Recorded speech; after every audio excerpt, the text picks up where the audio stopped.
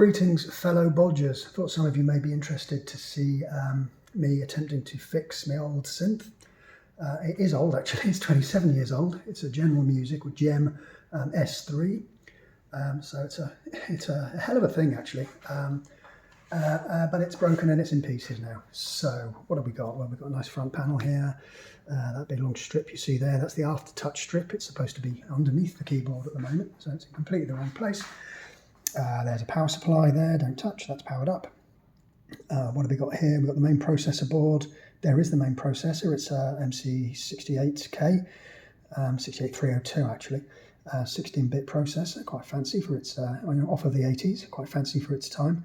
I think that's some I/O. That's the ROM there, and underneath this board is where the RAM lives, and a whole rack of TMS320 DSPs. That's not why we're here though, that all works fine. And what doesn't work is this keyboard. So some of the keys do work, as you see. So, bit of an awkward playing angle, but yeah, we've got working keys there, and then suddenly we get to, where are you?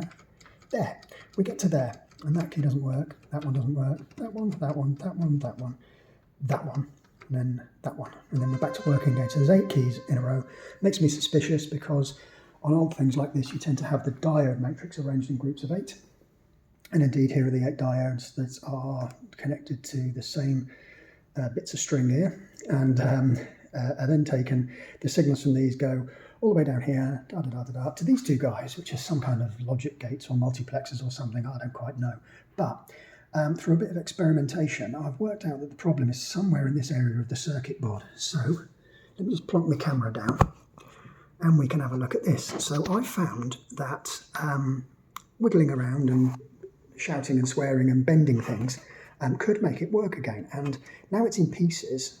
Look at this. I'm going to press one of the keys that doesn't work, and now if I just, where this circuit board's sagging here, it's sagging slightly, a bit loose, where it's sagging, if I just tap away on that key, not working, bit of pressure, working fine, and its neighbours are. If anyone's wondering at the poor audio quality, by the way, it's coming out of a pair of headphones that are on the desk here. Couldn't be bothered to bring any speakers in. So, now what I should do is get to the other side of this board. There's clearly a dry joint or a bad connection somewhere. I should get to the other side of the circuit board and, find the offending joint, reflow it, fix that solder joint. But I've had a look, I can't work out which one it is. There's no obvious signs. It's not particularly brilliantly made. It's not a great soldering job on the back. There's too much solder, basically. And if I try and use the tools that I've got to reflow all of the joints, it's inevitable that I'm going to flow one into another. And that will give me an pretty much unrecoverable fault on the circuit board. So can't fix it that way. But I am quite intrigued with the fact that just a little bit of support here makes it all work. Also, I noticed that there's a plastic mounting hole here that isn't used for anything. And finally, I also have this small screw with a large flat head on it and a captive washer. Now I think you can see where this is going, can't you? Let me just slide the camera over. And let's get bodging. So I'm going to pop this screw in here.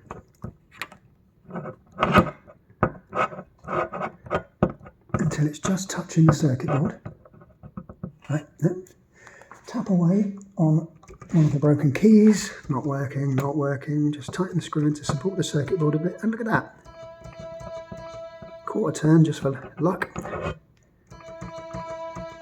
Okay, and if I do some more shaky cam, excuse me, I go around here. Look at the keyboard, then those 8 keys from this E here. Those 8 keys.